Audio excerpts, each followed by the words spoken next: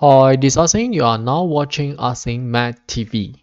In this video, we will learn how to use the T function in the Casio calculator. First, we press menu, look for statistics 6.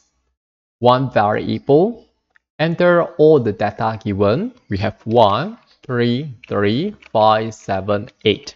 Done, press AC.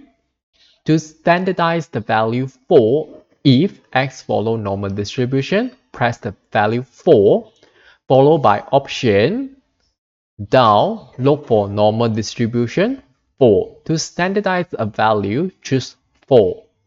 Press equal and we will obtain the standardized value. If we are asked to determine the probability of x greater than 4, we can press option down, normal distribution 4.